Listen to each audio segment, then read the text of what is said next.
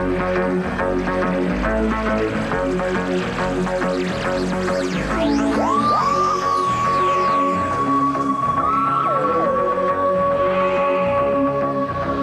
ladies and gentlemen, Nick here, and welcome to my Doctor Who Season 22 ranking. So I'll be ranking all 6 stories from Season 22 of Doctor Who, which is the first full season of the 6th Doctor, because Twin Dilemma was only at the very end of Season 21, so that wasn't technically a full season for him, nor for the 5th Doctor, because of the last one at the end.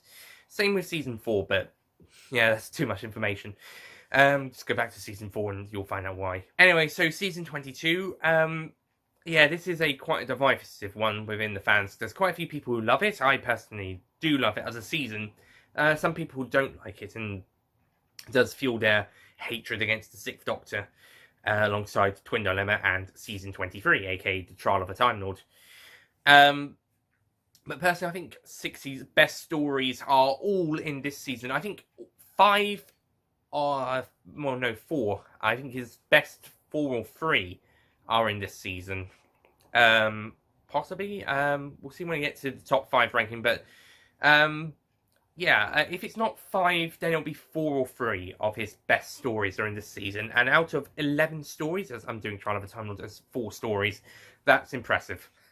But yeah. But the stories we have are, of course, Attack of the Cybermen, Vengeance on Varos, The Mark of Rani, The Two Doctors, Timelash, and Revelation of the Daleks. Some really good stories in here. Some people complain about the scripts, the writing. They think it's bad writing. A similar argument has been made for the 12th Doctor's era. But honestly, I think quite a lot of these scripts are actually quite good. Certainly at least 4 of them are good scripts. One of them is good, but there's a few problems with it. And one of them is not good. It's got some good moments though. But yeah, that one might be the second worst story of the era. But then again, like I said, 11 stories, you don't have much choice. So yeah, before we start though, I do want to bring an honourable mention and this is a Fix It on Torrents, the minisode that aired as part of a episode of Jim Will Fix It between the Two Doctors parts 2 and 3.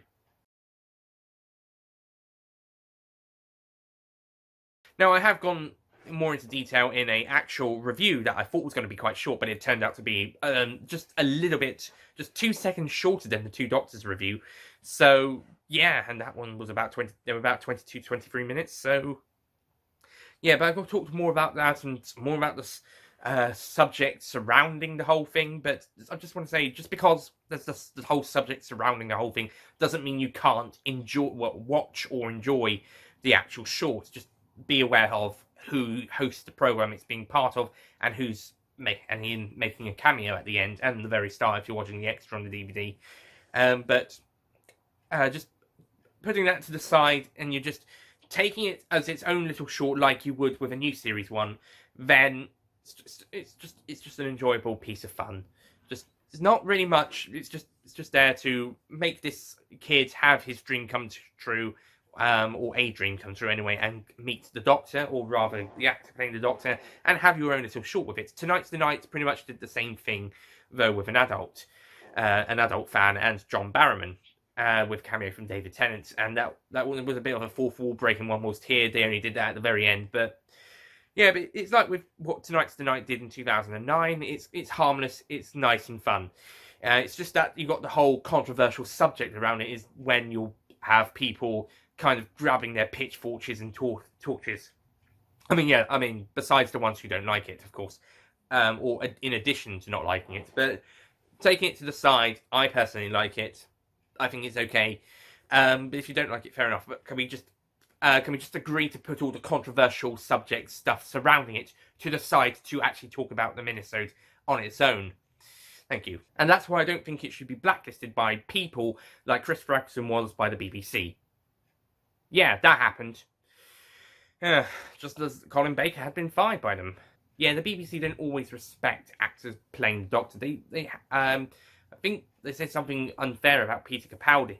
They more or less stabbed Peter Capaldi in the back verbally, just before Jodie Whittaker started. Some reason. Anyway, so yeah, Fix with Sontarans, I like it. I don't know if anyone likes it. I don't know if anybody else likes it or not. But putting all the controversial subjects aside, we could just talk about it as like a normal minisode. All right. Okay, moving on to the... So, starting the actual list, we have number 6. Now, number 6 is the one story I thought had bad writing in this season. This is the one I can see people getting annoyed about, along with Twin Dilemma and parts of Trial of a Time Lord. The others, not so much. But this story, I could see why people would consider this season having bad writing, although just this story. It is Timelash. Now, Timelash has a few enjoyable moments. It has some good performances, but there's also some weak performances. And that was, for instance, the girl who floats into the Timelash. When the Doctor's getting everyone to duck down behind the seat, she's taking forever to get there. He has to kind of help her quickly get there before whatever he's going to do happens. But yeah, it's not the best story. It's okay. No, it's not. Yes, it is. It's okay, but the story's not good. The story idea is okay, but the script is bad. Separate things, but it just doesn't quite work. Some of the execution is okay. It's a bit more polished than some others, but just doesn't 100% work. I think it would have been worse if it was 4 parts, because it would have felt like it was dragging out, whilst 2-part format actually does sort of work in its favour. Sixth Doctor and Perry don't do much for half an episode, although the scenes that they do have at the very start is quite good. And you actually get the first story to open on them in the TARDIS without something else before that for quite a while. With the Fifth Doctor stories, they would usually open on something, then quickly go cut to the Doctor and or companions in the TARDIS.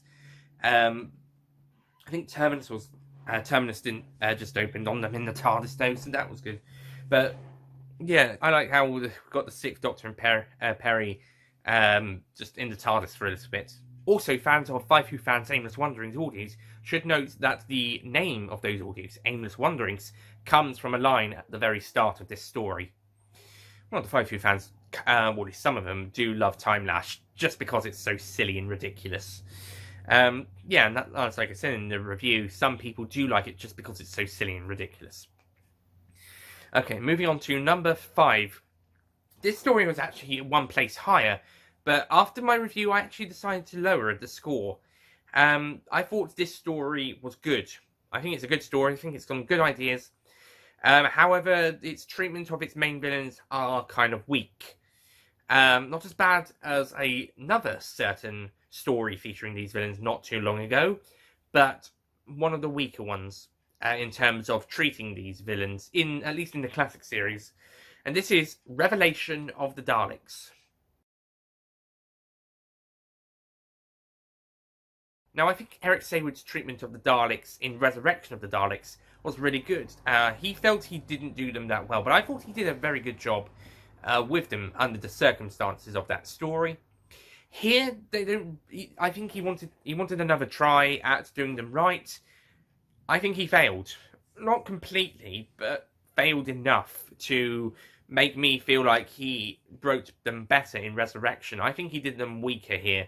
They hardly do anything for the most parts. I mean, the Skaro Daleks are okay. They're good for when they turn up, but the Necros ones aren't that great. The story's actually more of a Davros story, which is good, and I like how Davros is the main villain of this one, rather than it being a Dalek story with Davros. It's now a Davros story with Daleks, except, unlike the Big Finish audios, without the Daleks. It doesn't quite work as well, so I can see why they got rid of the Daleks for Davros and kept them a bit later, or Davros' ones anyway, later on in the Juggernauts. But yeah, Davros is done really well. He's really great. His lines with this and his conversation with the Sixth Doctor are the highlight of the story. Perry is also possibly at her best since Twin Dilemmas. That's an entire season ago. And Nicola Bryant has probably got her best performance of said season. As does possibly Colin Baker. This or Vengance On Varos anyway. I think when he's not talking to Davros, it's Vengance On Varos. When he is talking to Davros, it's here. Some other good characters, but some of them just you don't get as much of an emotional attachment to. So when they die, then it kind of feels annoying, the fact that you should have gotten to know them better before they died, or they should have just been allowed to survive. Like Natasha and her friend, they should have been allowed to survive because they didn't really get enough reason to actually be killed off. They went through a bit of a shit. They had quite a lot of problems thrown at them, like being captured and tortured, and the friend being beaten up by Pricker, and yeah, if you've seen the review, you'll know who I'm talking about. But yeah, it doesn't feel like they got a happy ending. They were pretty much killed by a Dalek just because I guess Eric Saward wanted to get rid of them. If you're just gonna kill characters off like that, you might as well not bother introducing them. At least the DJ got a redemption. I didn't really like him in part 1, but in part 2, he was brilliant. So, something like, Natasha and the friend weren't really bad characters, they just felt unnecessary. It's just some unnecessary characters who could have survived, it would have been fine, but no, they're just there to be killed off. Some of them are good for the story, and I like how Mr. Jobel is a prick. Basically, I mean, he's not Pricker, who I mentioned. He's a infidelity, self-obsessed guy who is a bit of a creep inside.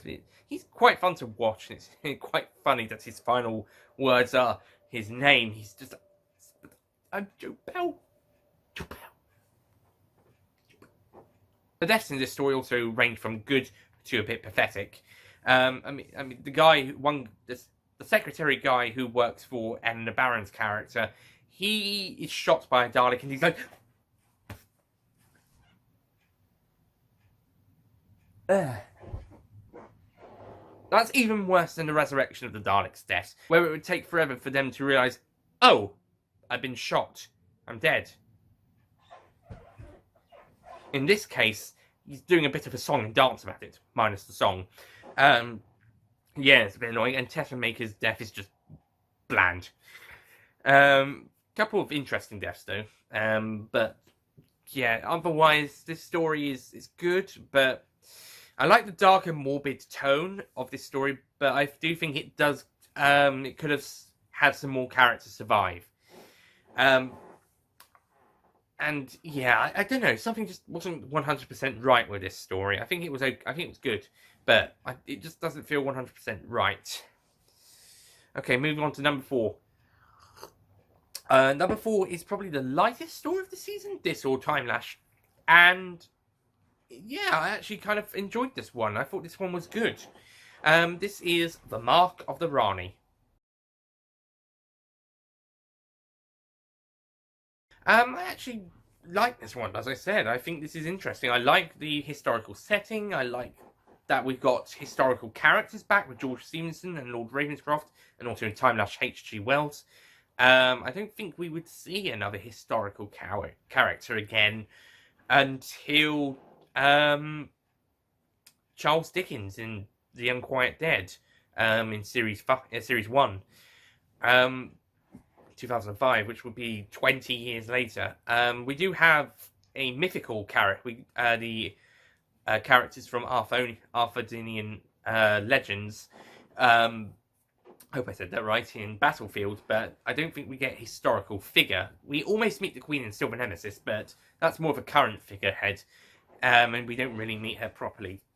Same in Voyage of the Damned, sometimes mentioned that.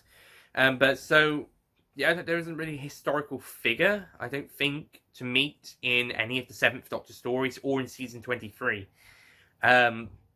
So, H.G. Wells in Timelash would be the last one until Charles Dickens makes his appearance in Series 1, which is always good, and Charles Dickens was brilliant, but that's Series 1, we'll get to that.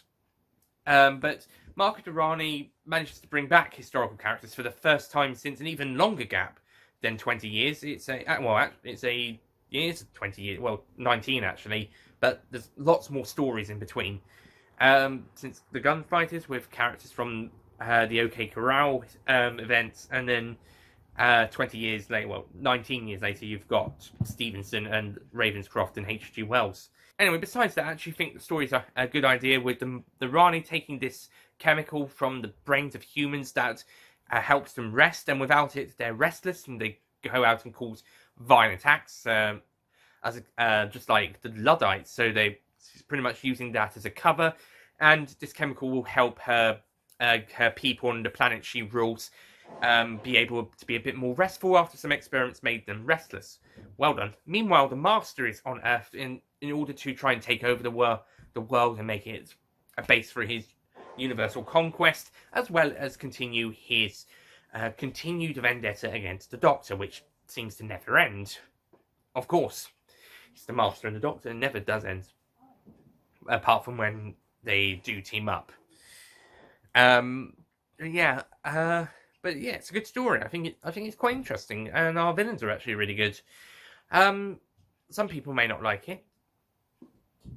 I could understand people maybe not liking it, but I wouldn't say it's bad writing. I can see some people are saying it's a bit dull, but I still think it's good. I think it's a good paced story. I think part 1 is a bit better pace-wise, but I think part 2 is a bit better script-wise. Yeah, I think it's a good story, as unpopular as that opinion is. Okay, so we're moving on to the top 3, which I think are the most popular 3 stories of the season. And for a damn good reason. Number 3, I believe, is the most popular story of the season, and that is Vengeance on Varos. Yeah, I think this story is done really well. I think the darker tone of the story works. I think the inspiration of the video nasties, moral panic, and society-loving violent depictions, especially shown on television. And remember, in the UK, we loved public executions for centuries. I'm saying we as a nationwide terminology, of course. The British public loved public execution for centuries until they moved them inside prisons, and then for I don't know, sometime in the Georgian or Victorian times, and then in the middle of the 1960s, death penalty was scrapped altogether. Thank you.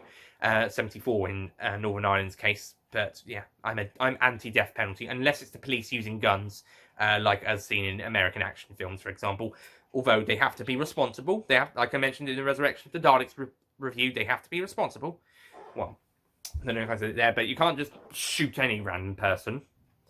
So responsibility. I also think being put down is acceptable if there is no other choice. However, death sentences completely against, unless under extreme circumstances, like you really can't let this person live.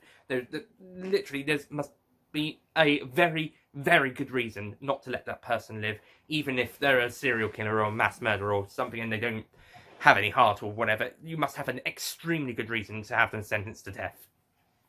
Extremely. And what's worse is that you can have innocent people sentenced to death, which is even fucking worse. So, yeah. And I'm bringing this up because British public love public executions, guilty, innocent, whatever. They just loved seeing public executions of various types taking place before they were all moved inside. So, yeah, this is actually kind of a good example of all that. This story kind of has these people, basically the British public from several centuries ago. Well, not even that, more than a century or two ago, to be honest. So, yeah, it's actually quite good satire of that, to be honest, in a way, and along with the video nasties moral panic, and I think it's handled really well. So, yeah, very good story, and I think the Sixth Doctor as a character is at his best on screen so far. Maybe if he comes back for a story in the new series, like the 60th anniversary special, for example, maybe they'll write his character better, depending on who's writing it. But for on screen, at the moment, this story, and maybe Dimensions in Time, maybe, and maybe the second half of Revelation of the Darks, but certainly Vengeance on Varos is the best on-screen appearance of the Sixth Doctor as a character. Whew. Okay, number 2. I think number 2 is a slightly better story. Although I do think there are some pieces of violence that is less necessary to said story than Vengeance on Varos. And this is The Two Doctors. Yeah, there are a few problems with this story, such as the Sontarans are too tall. There's a few unnecessary violent scenes. I'm looking at you, Shockeye. And yeah, it can be a bit awkward in some places, but it's still a good story. I like how it's split between the sixth and second Doctors, and how the sixth Doctor's trying to rescue his former self with help from Perry and Jamie, and some other good characters who help out. We've got some good villains. Giacchini is probably the best villain of the season after Davros, and yeah, it's very good stuff, and some beautiful Spanish location filming. Two Doctors is a successful story. It's just that there was a few kinks to iron out. It also is actually a very well-paced story for a 3-part 45-minute, 45-minute episodes. It's actually a well-paced story. So, yeah, some people might find it a struggle to sit through this. In that case, they'll probably struggle to sit through Utopia, Sound the Drums, Last of the Tunnels, or any story of more than 5 parts in the classic series. But yeah, it's good. I think it's handled very well, and this one's also fairly popular amongst fans who do like stories of this season. So yeah, it's good. It's good. And finally, number 1, this story is amazing. It has brilliant characters, fantastic moments, necessary violence to the plot or to characters, and it's fantastically made. Done. The Sixth Doctor's character is sort of mellowed from what he was with since Twin Dilemma, but he's still got those character moments that we'll see throughout the season, but and show that he's still the same character, but mellowed enough to like him now, unlike Twin Dilemma. And yeah, I think this story also helped him as a character improve, which probably helps Vengeance on Varos in a way. Yeah, this is just a brilliant story, and unlike Resurrection of the Daleks and Revelation of the Daleks, you've got characters you care about, so when they die, you actually feel sad that they didn't get out alive, and not annoyed like the other ones, because these guys, you felt that they should have gotten out alive, but at least they had enough there so that when they do die, you do feel like they had enough character development throughout the story, even if they were introduced a little bit later on, that is enough for you to actually care about them. Which also actually makes you wish that they had gotten out alive even more, to be honest. And this is, of course, Attack of the Cybermen. To me, this is a story that, under normal circumstances, I would say is a guilty pleasure. However, in this case, this is a pleasure that I am proud to be a fan of. I am proud to be an Attack of the Cybermen fan. And yeah, I think the Cybermen are at their best in the classic series. I mean, this or Earthshock. We got the Cyber Leader, who's fantastic. The Cyber Controller is good, although Michael Kilgraf could have lost a few pounds and they could have made the brain a bit better. Got the Sixth Doctor, he's much better than Twin Dilemma. Not quite as good as Vengeance on Varos, but he's on the way there. Perry's also, she's okay. I think Nicola Bryant does a good job. Colin Baker is brilliant. The Cryons are alright. I think the actresses do a good job, although the characters themselves aren't that great. Lytton is fantastic. Griffiths is great. I like him. I want to see him get out alive. Same with those two partially converted Cybermen. Whilst Payne is just there to die, he's likeable, and so is Russell, who gets a couple good stuff to do in part 1. Would have liked him to have done a bit more in part 2, though. Yeah, it's a good story. It's good. It's enjoyable, and there's lots of great stuff happening. There is some shit music in there, but there's also some very good music. Well, okay, maybe not as much as later stories. And yeah, it just all fits together really well. This is a very, very, very good story. So yeah, Attack of the Cybermen, brilliant. And I would say it's my favourite Cyberman story of the classic series, after Tomb of the Cybermen. Of course, the Tomb of the Cybermen is my all-time favourite Cyberman story, but I think this one would probably come second, maybe, than Earthshock. But I think this is great. I think this is brilliant. So that's it from my season 22 ranking. To recap the list, number 6 is Timelash. Number 5 is Revelation of the Daleks. Number 4 is the Mark of Rani. Number 3 is Vengeance on Varos. Number 2 is the Two Doctors, and number 1 is Attack of the Cybermen. And yeah, if you're surprised that Mark of Rani is 4th, I actually originally had that 5th and Revelation at 4th, but then when I was reviewing Revelation, I decided to lower that to a score that was lower than what it was originally going to be, and that was the same score as Mark of Rani. So because the score was lowered, I had to put it a spot down on the ranking. As for Vengeance on Varos not being top number 1 or number 2, I still love that story. I still think that was a brilliant story. The top 3 stories I love. I think Vengeance on Varos is fantastic, dealing with its themes and tone. Two Doctors is a brilliant story, just has a couple of problems, and Attack of the Cybermen again also has a few problems, but still outstanding. And possibly the best Sixth Doctor story. I don't think Trial of a Time Lord is going to change that. In fact, this list's top 3 stories are probably going to be the top 3 stories of the overall ranking. Revelation of the Daleks, I think, was originally going to be 4th on that ranking because it was originally 4th here, but because of its lowering, it might just miss out on that ranking. However, Mark of Rani might now be on that list. The other story that was on that list was the last 2 episodes of Trial of a Time Lord, but we'll see how those go. We might end up with the top 5 stories of this season. I say top 5 out of 6.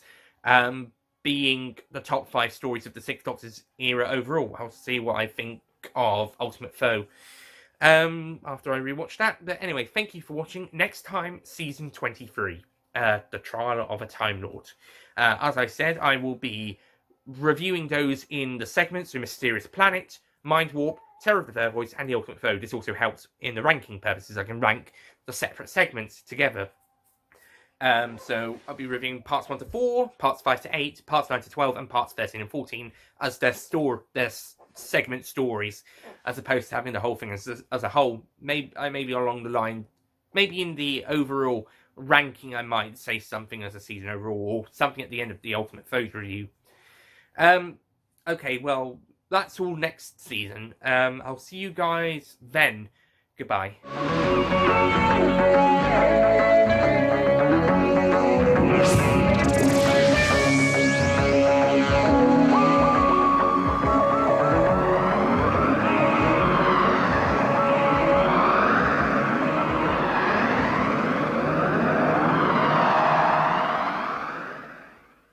Don't forget to click below to subscribe to the official Nicholas Payne Retro YouTube channel.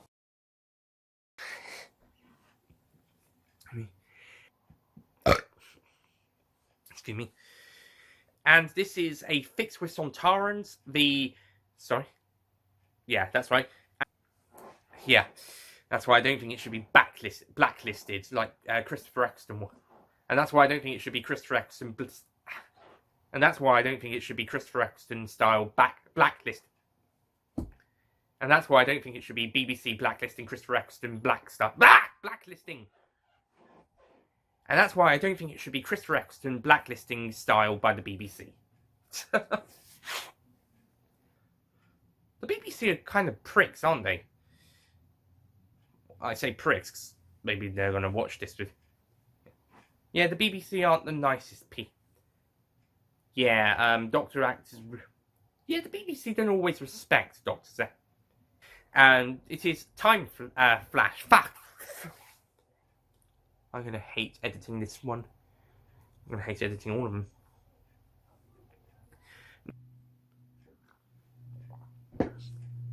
Also, Five Who fans, Aimless Wanderings, Audios fans will be able to know.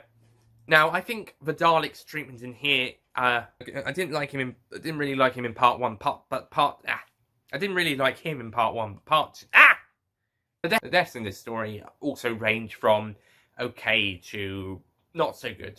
Some very good, some good deaths as well, where they would just take forever to realise, oh, I'm dead. Yeah, the Victorian historical characters, but historical characters nonetheless. So Charles Dickens be the next historical character after him.